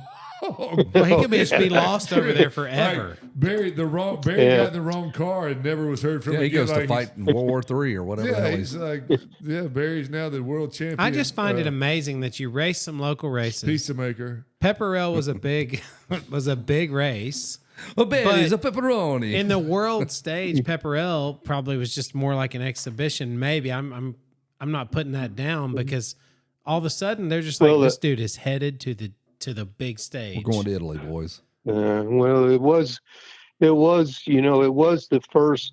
Pepperell was the first real motocross thing that we could actually run. That was actually, it was 3 15-minute motos plus Ah. 2 laps or something like Yeah, that. yeah. So, so it was pretty good. Have you ever And- seen footage from that, Barry? Like they say ABC filmed it. No, that wasn't that one. That was 1969. Oh, later. That was okay. Pepperell in 1969. They filmed it, and nobody can find the film. And there's nothing left of that, because I remember Gunnar Lindstrom tried to find it, and a bunch of guys have looked for copies of that or anything, and evidently it got thrown in the garbage or something. Oh. I don't know what happened to it, but There are it was pictures the and stuff first- though, right? Because I've seen pictures Oh, yeah, of you on yeah. this, and I Yeah. think it's from '68. The pictures that I've seen. So, yeah, there's a lot of old stuff from Ghost had. There was a guy who was a kid, actually, Dave Mailer, who was taking a course to be a cinematographer or whatever, and he took a bunch of pictures, and a lot of those pictures all came from Kind of him. bunch Ah. of gorgeous photos. then. Yeah, they are good photos. So- yeah, he did a Some good guy job. named Yeah, Spielberg yeah. was just practicing filming. It was like, what? That's crazy. Yeah. So you but it's- arrive it- in Italy, you find Sonny DeFeo and his granddad. Hey, we found a berry. Yes. Yeah, and it was a fun trip because, Pop, Sonny's grandfather, and they're like, he's going to all these churches and thought I don't know what he was doing, but throwing him money at him and doing this. So that's how I got to go there. So anyway, Sonny and I get a rent-a-car, and we take Pop back to wherever he was going, drop him off, and we take off. And so here's two kids that's one's 14 and one's 18 and That's in a perfect. rent-a-car. Release them in Italy. Release. Heck yeah. Yep. So I mean, we drove all over, and we had a car or a letter that said, any motorcycle factory we showed up at, we could, where they were to show us around. Basically, it was all the Italian stuff, and then we went to BSA, we went to AJS factory in Britain, and we went all over Italy, and we spent $22,000 on that card in a month. God dang it! Are you serious? $1966. We're talking about That's $100,000. like 2 houses Yeah. worth of. Jesus, Barry. Whose why, card? The Diners Club? Why were y'all so crazy? Were y'all trying to live it up? Dinner is on a berry. Yeah, we were two kids, and we didn't 22 have, grand? what did we know? Was anybody Yeah. angry about this bill? Yes. Okay. I was gonna say, literally, I remember talking to my dad in the house that they bought in 1970 in Mableton was Yeah. $11,000. So you spent double that. 2 houses. Way to go, Barry. Real cool. You Yeah. killed the ghost brand for Yeah. sure. That was like today's Yeah. dollars. That's like you spent $1 million. Yeah, it's insane. But you had a good time. You had a good I like time. the yeah, fact that you just had yeah. a letter, like you show up at any motorcycle factory. And they're Benny like, gets to go anywhere he wants. Just whip out that Yeah, I letter. got. He's a president We for a would day. The AJS factory. We went to the competition department, we were going to go to the GP that was there the next week, and so we went to AJS, and we were looking. It was right when those AJS Stormers Stormers, were I knew about you were to come gonna out. Yeah, the two-stroke racers. So we go there, and we're talking to the guy, and we said we're supposed to ride one. So the guy goes, "You got a helmet?" I go, "Yeah." And we had bought motocross boots that we were hauling around with. So I put the boots on, the They helmet fit in on. your and makeup They case? get, yeah, I'm they just gave kidding. me a, yeah, they gave me a 370 AJS, which was actually a prototype, and sent me out to the track outside. About 3 laps in, I did this, what was considered a big jump there, hit the ground, and the thing broke in half. Oh, dang. And Did you get hurt? it was no, I was lucky, but it was a guy, Andy Robiton, who was racing for AJS. It was his bike he was supposed to ride. Oh, Hey, it sounds like you they're just tested gonna it. weld that thing back together. No Yeah. problem. Need Well, one extra they gusset right there. Yeah. what do you They mean he fixed broke it, our? or- Yeah. What do you mean he broke our bike in half? Well, he had a letter. He got a letter Well, to do yeah, whatever he that's- wants. He had, And about he had a letter that said he could do right. He'd do whatever he needed to do. yeah. That's like When I someone was going to going over California to right now Britain- with a letter and be like, "Hey, I need to ride Jet's bike. I got a letter that says I can." Yeah, right. Letter to Yeah. license skill. So anyway, you're still Yeah, well, I bouncing did around. that years later there. I started going to this, what they called the British Bonanza. It was a 365 race, and Andy was racing there, and we talking. He didn't remember who the hell I was, but I said, "Hey, remember back in 67 or 8 or whatever, 68, I guess it was." And I said, somebody broke your bike in half at the competition center. He goes, "Yeah." He goes, "I made the GP somehow." I go, "Yeah." I said, "Well, that was me that broke in half." He goes, he just looks at me, he goes, You son of a "You, bitch. huh?" So, All right, so let's get back to So- America. You come back, and now we're getting a little more serious about racing. Do we have a national series yet? no, no. They had the Interams and the Transams, which Yep. were at the end of the season. They'd bring over 10 or 12 or 15 Europeans, and we'd do that thing. It always started on the East Coast, like Pepperell, and then like 69 we did Pepperell, and then we did one in Ohio, and we did one in Kansas, one in Wisconsin, and we kind of worked our way across. And then there was 3 or 4 in California. We always ended up in California, like in December. The middle of December was when the whole thing was off, and it was a. And in '69, we actually had a race in Hawaii. They sent a few of us over there to ride. That was like an exhibition race. So we went with four Husky guys and 4 CZ guys, and me and Sonny. Well, Sonny didn't ride, but I rode. Russ Darnell rode. Bill Silverthorne Yeah. and somebody else. I forget who the 4th guy. Jim O'Neill. Yeah. Yeah. Oh, wow. Wow. Russ Darnell, my brother, went to his school, had his Yeah. plaque still. All right. So take me through up to about On Any Sunday. Tell me what was the buzz about that movie? I know you were in it at some point during the flat track scene. Is that right? You're on top of a building in white pants. Yeah. So Yeah. did you Me know and that was another happening? guy. And did you like, all right, it's a dirt bike movie, whatever. Like it changed No, motorcycling in America, as you well know. yeah. It it was that was the thing that introduced a lot of different things to people, of motors, types of events and people involved and all that. Instead of, it took us a long time to live down the Hell's Angels and Yeah. stuff and thing, but that got, that movie was really good because before he did that, he did the one about the surfing Yeah. thing. Yeah. So, Endless Summer. Endless Summer. so they did that, but it was an introduction to a lot of people that brought a lot of people into racing, I think, because they saw that it was, pretty much was a bunch of guys having fun. So, and that was kind of what we all started doing it, riding bikes for, because it was fun. So, and it was a neat, neat place. That was that picture, that part in there where it was, Jim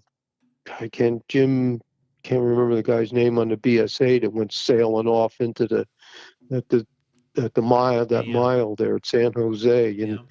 that was pretty bad, Sort really. of But picture that. Yeah. yeah, and what they never said about it was, you can see it in the film. You see the guy lose, and he goes through the hay bales and disappears Yeah. into the wall and that. And there was a cameraman in there that had his back to the track Mm. and was loading his camera, and he hit him, and that was Jim Rice. That he Jim never Rice. Yep. raced after that. Oh, for He real. never raced after that. So Mm.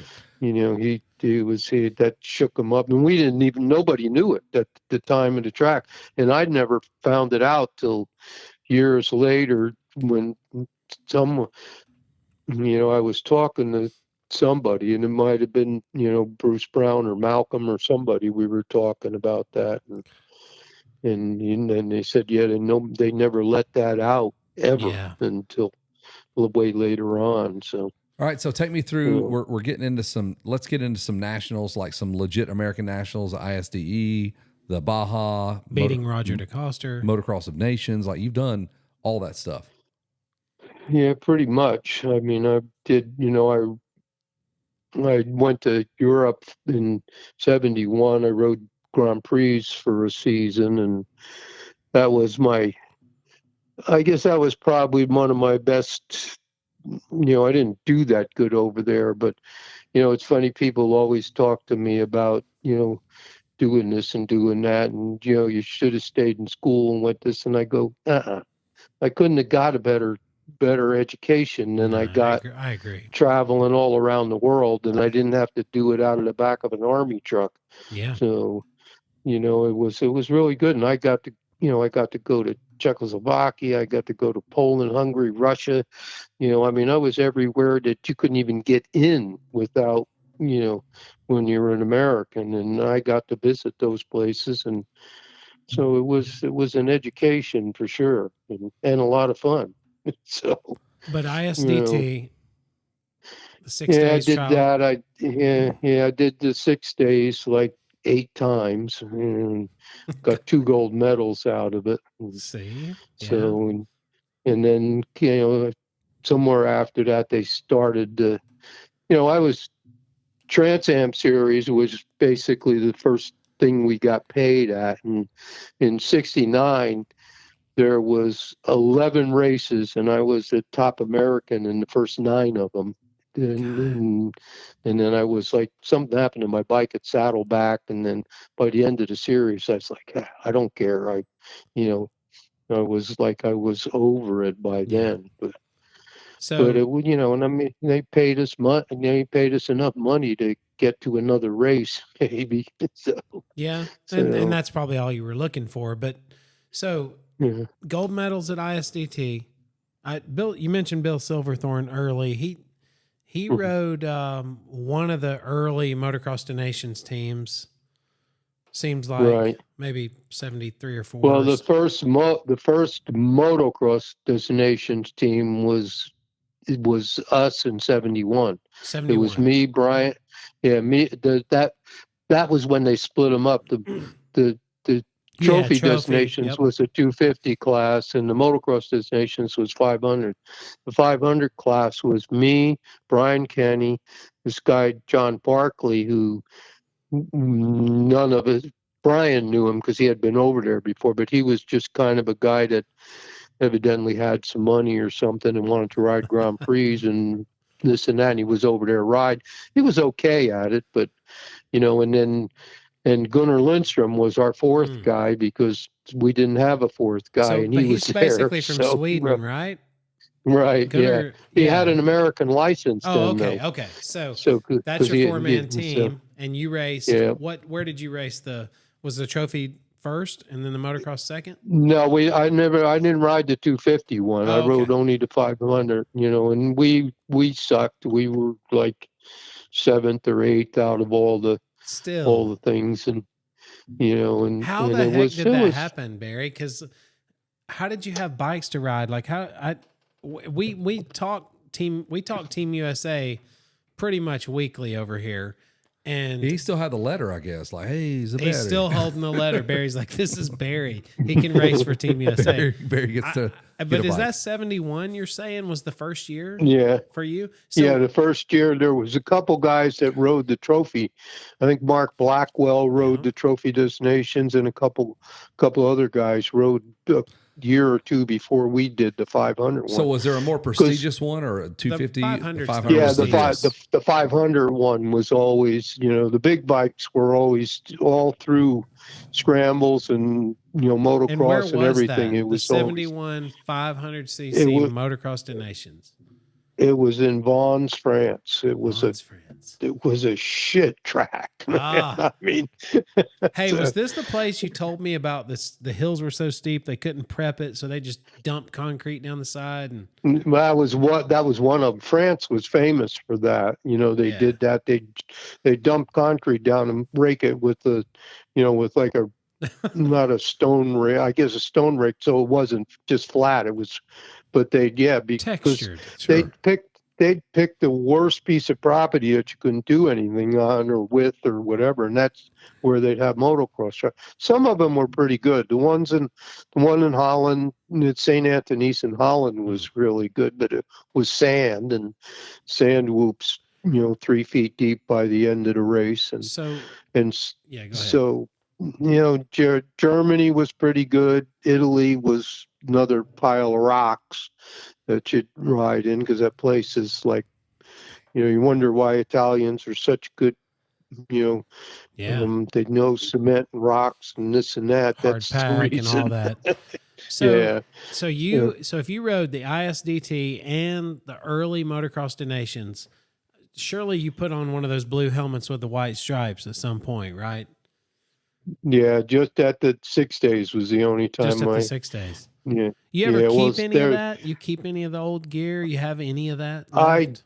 I did, and the Munganess Museum has a bunch of my ISDT stuff at their museum. That's cool. And then a bunch of the motocross stuff is going to some of it's at Barber right now. Some of the very, very, very early stuff's at the Barber Museum, and then I got a bike and a bunch of stuff that's going to the Terry international, Good. the Terry Good one. So Yeah.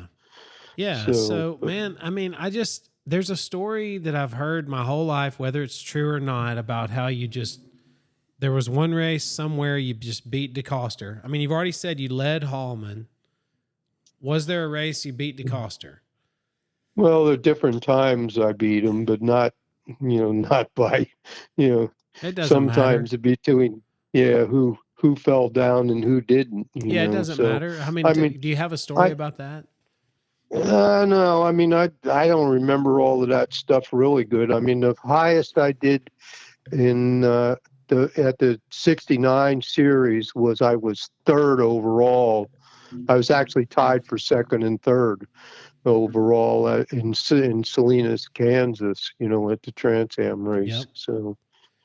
And there was normally at those races, there was like 12, I think that year, there was like 12 or 13 Europeans in them. So, and then that thing with Hallman where that said that, I mean, that boosted my ego, I guess you would say, and I Oh, wanted yeah. to do better and better and better. And, I was fortunate enough to make a living at it for a long time. And, Yeah, for sure. and you get the stories about, guys are always talking, oh, you guys, blah, blah, blah, you rode this, that, and that. And next, they said, who do you think had the thing? I said, the best, we're in the best shape. And I go, I don't know. We didn't know nothing about training and doing all of that stuff. We were a bunch of kids having a good time and making money at it.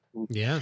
And my one thing that I kind of proud of, when Unadilla opened their track in '68, I went up there at two CZs, the 250 and a You were 360 there for the CZ. opening. Like, come on. Yeah, the very first race. Was it the same and family? same exact place, same family, same Awesome. everything. Ward and Robinson or something. Yeah, Ward Robinson, and Jill and I can't remember the son's name, but Jill was, Ward's Peggy, his wife, was running around with Jill. This was a couple races in, even in in the blanket holding her. She was like, like less than a year old. Wow. So, but that first race at Unadilla, the two classes, 3:30 plus 2 lap motos, Just and Three three. 30s? Three. Jesus, 3:30s plus two laps, and I won 5 of them. So, because you got to ride and 2 it- classes. When you're doing 3:30s, you ride 2 classes. that makes 6 sense. 30-minute Yeah. motos, Barry, and Only you 3 won hours 5 of of them. Yeah. I mean, Yeah. What the hell So- happened in that that yeah, sixth what one, the dude? Come hell? on. You just let it go for the 5th, Wheels fell off. 6th Like, come win? on. No, I ran over my tongue a few times. I would think so.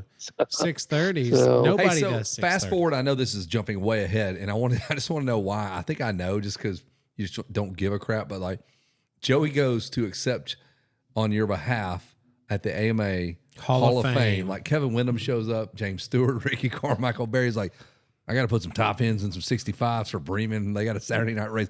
Why did you not go and accept that Yeah, award? to your Like, AMA Hall of Well- Fame induction, Barry. Why weren't you there? Yeah, but there's a really, really good reason for that. I had a choice of going there or going to France to do what they call the Dorman Scrambles race. It's a huge scrambles motocross race in France.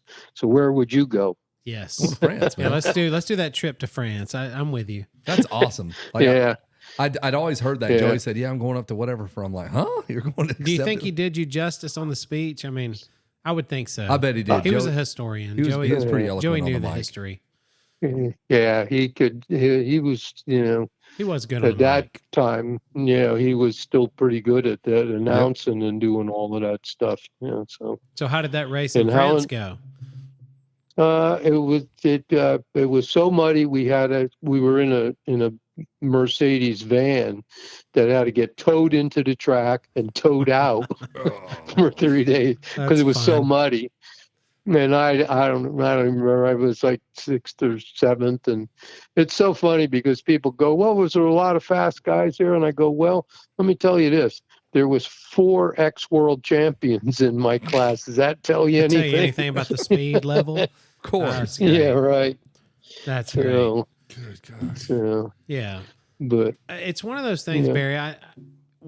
I could ask you questions for days, man. I think we all respect the heck out of what you did. I mean, I told Kevin a story before you came on about somehow, somewhere you were in my class at a local race, and you weren't jumping a bunch of the bigger jumps. And I was like, well, I'll definitely beat Barry. He's not jumping these jumps. I'll get him. Well, because you were thinking that he was old. Yeah, I'm And you thinking, were a well, he's a young lot buck older than that- me, so yeah. I got this dude. And you didn't jump any of the big jumps, and you waxed. I'm pretty much, I don't remember if it was everybody, but almost everybody, if not. And all these dudes are launching these 80, 90-foot jumps, and Barry's just rolling them and doubling triples or whatever it was. But your corner speed was unbelievable. And I got to think, I mean, you're just a naturally talented dude, obviously, to excel so early in American motocross. Well, it's funny, but you talk about that because a friend of mine who when I was down here in Florida, we went to the Baker factory one day, to watch some guys ride and all that. And so we're talking to Alden, and and it was the only guy there that day was Jason Anderson, and we're watching, and this guy that was with me goes, "How come he's not jumping them things?" And Alden's like, "Well, we don't teach everybody knows how to jump. We teach you corner speed. That's what you got to have, and then was like, man, and I said, I know, I'm just thinking to myself, like, it was Spencer Hess was the guy's name. I'm thinking, Spencer, shut up. Don't talk to this Quit guy. talking. You're going to embarrass the family. Yeah, and of course he had to go. When we got there, he goes, and I'd never been there before. I'd seen the place, but I'd never been in because it's like getting in Fort Knox I would to get think in so. there. Yeah. You need a And letter. so- you need a letter to Yeah, get in where's that your place. damn letter, Barry? He's a bad. Yeah, Yeah. well, I I don't know how to type that good, so I couldn't make Yeah, one. so it's So- impossible, right? So, but go ahead. Alden's he's Spencer's in there telling and I'm just walking around. So I'll go in. I'm walking around looking at the bikes, and so and he goes, yeah, yeah, this is the guy that got Jason Anderson his ride when he rode KTM's, which is true. I was the guy that got him hooked up. And I'm sure Alden's there, like, yeah, who the hell is this old gray-haired guy? What's he know? So we're walking out to watch him practice with Alden, and Jason happens to ride out in the little places where they sleep or whatever. He rides out. He looks back. He rides up a little further, and he turns around, looks back around, turns around, comes back. He goes, "Oh, what the hell are you doing here?" Still And I was alive. talking to him. And I'm thinking Alden's probably going, maybe he does know this Instant guy. credibility right there. Yeah. I always tell people, Right. like, you kind of toured a little bit with that KJSC program, and I'm like, if these dumb parents even knew the wealth of knowledge, like they're like, my bike doesn't run. Where's my helmet? My dad needs a chair. I can Like, tell you, when I tell this story, it's going to be that Barry went to Alden's place and led Jason Anderson for 8 laps. Exactly. On a Same practice as Hall. ride. that's the way the story's going to go. That's how it should have went. But like circling back to the KJSC stuff, I'm like, these people don't know who they're breezing past this old guy that's like, my bike needs gas.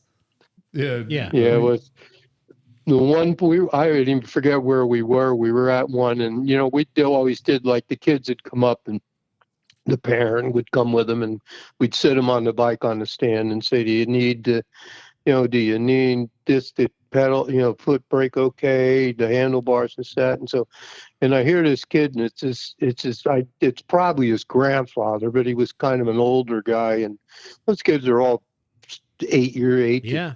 8 to 9 or something, and he said, "Well, Dad, he said, well, where do you think I should go?" And he goes, "Go to the guy with the gray hair. He's the smartest one here." Finally. Yeah, we'll take some knows. recognition out of this 50cc Tip of the cap to you. KTM sir. Yeah. program. Yeah. Yeah. Yeah, that had to be So- nice, right? So let me circle back real quick, Barry. So you took that letter to Italy. You took factory tours of AJS and maybe BSA in Yeah. England or whatever. I mean, what did you see there versus what you had to have eventually saw at KTM? Because those early days, what they called the factory, it had to have looked like someone's shed versus what you eventually saw at KTM. I'm certain you've seen KTM, right? I mean, Well, the BSA factory is huge because they made a lot of Small stuff arms. besides motorcycles, Yeah. because it's basically that's what the BSA is. It's Birmingham Small Arms. yeah, And they made all that stuff, and it's huge. They forged all their own metal, steel parts and all. They did most all of their casting stuff they did themselves, and it was huge. Now AJS on the other hand was, that was more or less the backyard one. But okay, the the funniest one was when I was in Germany in '71. I was riding a guy's Mako that I borrowed to ride a couple races on. I went down to Mako to get some parts, and of course they had to give me the 50-cent tour of the facility, and it was tiny. And the machine shop, and I know none of you guys are old enough to remember this. Like early on, when the machine shop things were powered by a steam engine, they had what they call a jack shaft in the Yeah. roof of the building, yep. and it was still in use at the Mako factory with the lathes and all that stuff. There would be a 4-inch wide leather belt Leather belt. that That's what ran powered it, from right? from the jack shaft down to the lathe. So the jack shaft's hanging down through the ceiling, and then they got all these Right, and leather belts attached to it to run different machines. Yeah, and they had by then they had Awesome. an electric motor on it, like a huge electric motor. And I mean, I'd worked in a machine shop on and off with my dad and all, and I went over there and it was still like it was 1939 when they started it. Crazy, It probably man. had been there since then. Yeah, It was probably old had. then. Yeah, for sure. Yeah, Early. so, It just amazes me that what you've seen in motorcycle sport in your time frame. I mean, the evolution, and then that's why I ask about the factory tour, because I can imagine some of it was extremely homegrown versus these insane levels of production that KTM achieved. Yeah, well now, like the KTM, when I went over there early when it was still the old factory, and and it was pretty old school too. A lot of the stuff was like they back then, all the stripes on the street bikes that they made were painted on there by hand. They had like 6 or 8 women doing the striping in the paint department and all, and they had people, the assembly line was a lot like Mako, where they just had a track that they put the frame on a thing and bolted it down, and it went from station to station by hand. Yeah. To push them down and get them out. And it was more modern than Mako was by far. And then the parts department was it was a leather tanning place or something before KTM got it. And there was 300 employees there, and the 300 employees, Mattinghofen was, that whole town only was like less than 1,000 people, and 300 of them were working at 300 work there? working at 30% of the Yes. workforce. Yeah. And I remember talking to I said, "Do you ever think about this guy Kalman Che?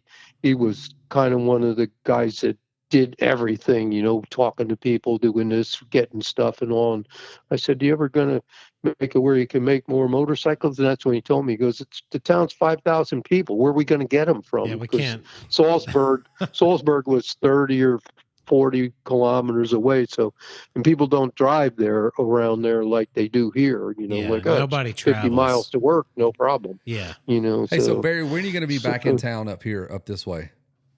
Who knows? March, when it warms up. Yeah, when it's warmer. Well, I hate to cut you short. Unfortunately, I'm on a time crunch, and this did not work out ideally because we've only got about 30. I think we got to do part 2 on Barry. Yeah, Like, you need to come to my house. Yeah, man. we need to need get you in studio. Unfortunately, I need to roll out. And if I could leave this thing going, my phone is unfortunately tied to the interview, or I would let this thing keep no on worries. going. No worries. Wait, No, let's talk again, Barry. I mean, I feel like you're such an interesting So, character, and there's so many things. Where are you at? Where are you? What part of Florida are you in? Where is- Inverness. Where is that? In at? Inverness. It's about 30 miles south of Orlando or Ocala, All right, rather. we'll be there in the how morning. How far is that from Dade City? 30 miles. There you go. So There day you in the go. dirt. How about March, Barry? Let's talk in March at Dade So City. why don't you go to Day in the Dirt with us in Dade City, Barry? March. Okay. March Red Bull. what? 8th, 7th? I never got to go to that thing because I was working, and since I Right. don't work for KTM anymore, I got Well, let's go, time to man. do Let's do stuff. that, Barry. Well, yeah, I'm announcing, and we're all coming, so we can make sure you're there and you're well taken care of. The guys at Fast House would absolutely love to have you there. Kenny Alexander is a student of the sport, and he would be stoked to have you. Maybe you can be our grand marshal. That'd be awesome. We're going to take you there. in I know- Mid Ohio. I know you've been to Vintage Motorcycle Days, but you need to go with us this year. Oh, you guys will get me in trouble. No, No, we'll give you something to laugh at. Yes. There's a difference. No, yes, no, No, but yes, no, yes, we won't. We will. No, yes, we won't. won't. We will. Nick we said, won't. no, yes, we won't. yes, we won't for sure. We will not, but sure we will. All right. Yes, All right, At we Barry. least will. he knows we're a bunch of idiots. Thanks for being Yes. on. We appreciate what you do and who you are, man. We certainly have enjoyed watching you do your Very- thing, man. And I've got a ton of stuff. Like, we could go on forever because I told them, like, I hold you and Kevin's dad in the same thing because you both had those shops in Mableton. And when I was a kid, Right. y'all had to think I was like just sitting there waiting to steal something because I would come in Just to stare at your stuff. shop and just stare and at just sit stuff. there and look Yep, at stuff. yep. And just forever. And I tell it like I had the story like my 94 KTM I bought from you, the 250 SX. I bought purely because of you because I'd melted a Honda.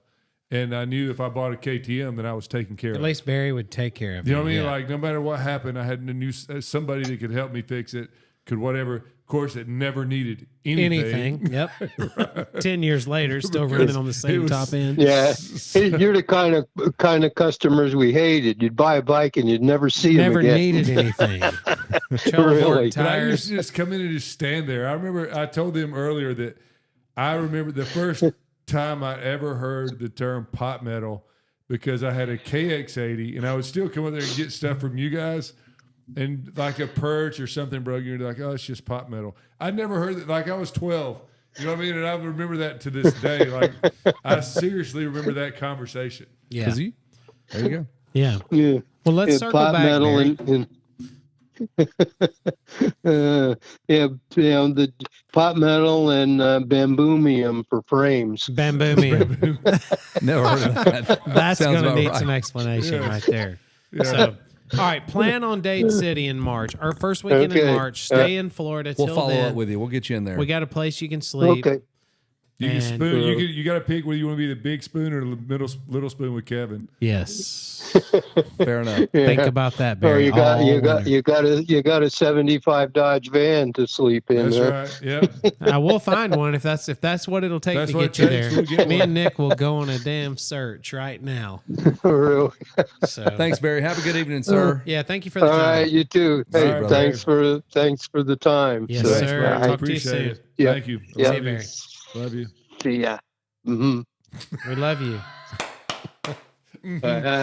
He's still laughing. That was All so right, good. I see heard you, you the Barry. first time. That's great. He's not Yeah, playing that game. We're done with that bullshit. Barry ain't playing that All gay right. game like Dude, I all hate you. to get the freak out of here, but I know you do, but let me tell Barry you. outta needs here. part 2, part 3, part 4. I'm out. Hey, He's a I legend, enjoyed dude. that as much like that was. Yep. Well, early on, he's talking, and Nick's just like, "This is the baddest ass stuff I've ever was. heard." It is freaking insane. I just find it so amazing. A North New Jersey kid just finds his way to the world stage, immediately goes to the front, Yeah. get ahead of Torsten Was Hallman. the first guy, Hey, blazed get the your path. passport today and He's go to so Italy. important to He built his everything damn that's house. happened. Yes. He built his own house And he didn't say his age, but what was he, like 12. 14? 12. He said Okay. 12. Oh, he said 12. Okay. for 3 years. 3 years. 12, 13, and 14. Those years, That's he crazy. just built a house. I have so much respect for that guy. Dude. And he's super cool. He puts up with our bullshit, and he's witty. And you said it best. He goes, "That dude remembers everything, Everything. every detail, We every didn't guy's even name." pressure him No. for details because he knew them all. He just- John and I barely got back from England, and we have the internet and diamond status on Delta. yes, and you we don't remember still half don't that. know That what the cat hell. took off on a prop plane Hey, it's a bear. And they had a refill pouring cans through the floor in the halfway through the Yes. trip. And went to Italy. Could you imagine? Italy. They's over to Italy. Italy, man, in West Dude, Texas. I respect sons of Barry bitches. Higgins. I've been beat That by was him. fun. Like everybody that's ever raced him has been beat by him. Yep.